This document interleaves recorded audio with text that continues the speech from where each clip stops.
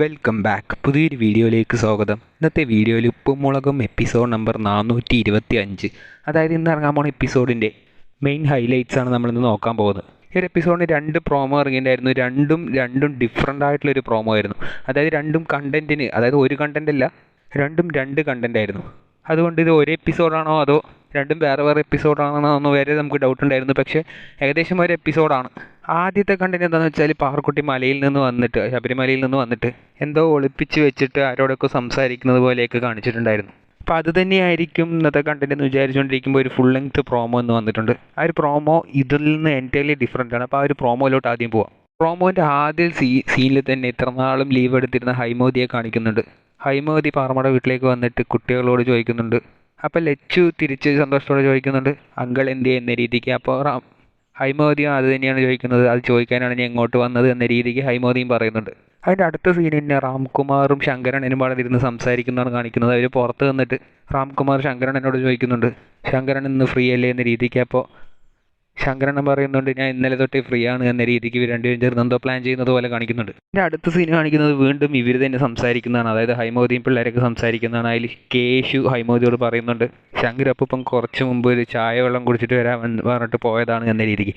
അപ്പോൾ അതിൻ്റെ അടുത്ത സീനിനെ വീണ്ടും ശങ്കരണ്ണനും രാംകുമാർ സംസാരിക്കണം. അതിൽ രാംകുമാർ ശങ്കരനോട് പറയുന്നുണ്ട്, സോഡ നാരങ്ങ വെള്ളം കുടിക്കുന്നതിന് ഇപ്പം എന്താ തെറ്റ്, അതിനെന്താണ് കുഴപ്പം എന്ന രീതിക്കൊക്കെ പറയുന്നുണ്ട്. ഇതിന് വീണ്ടും ഇവർ വീട്ടിനകത്തുനിന്ന് സംസാരിക്കുന്ന പോലെ കാണിക്കുന്നുണ്ട്. അതിൽ ശിവാനി പറയുന്നുണ്ട്, കള്ളൊന്നും കുടിച്ചിട്ടുണ്ടാവില്ല എന്ന രീതിക്ക്.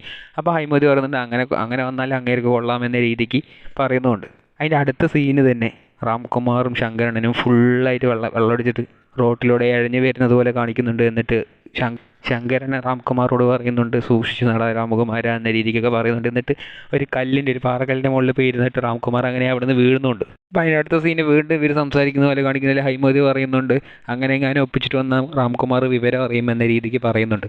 എന്നിട്ട് ഇവർ വെള്ളം അടിച്ചിട്ട് വന്നിട്ട് വീടിനെ മുമ്പിൽ വന്നിട്ട് പ്രശ്നം ഉണ്ടാക്കുന്ന പോലത്തെ ഒരു സീന് കാണിക്കുന്നുണ്ട്. അതായത് രാംകുമാർ ശങ്കരണ്ണനോട് പറയും, ഹൈമോദിയെ ഞാൻ വരച്ച വരയിൽ നിർത്തും എന്ന രീതിക്ക് പറഞ്ഞിട്ട് വീടിന് പുറത്ത് നിന്നിട്ട് കഥവിൻ്റെ പുറത്ത് നിന്നിട്ട് ഹൈമോദിയെ പുറത്തു പോകാൻ എന്ന് പറഞ്ഞിട്ടൊക്കെ ദേഷ്യത്തിൽ വിളിക്കുന്നുണ്ട്. അപ്പോൾ ശങ്കരനൊപ്പം ഇരുന്ന് പറയും, പേടിച്ചിട്ട് അകത്തിരിക്കുകയായിരിക്കും എന്ന രീതിക്ക്.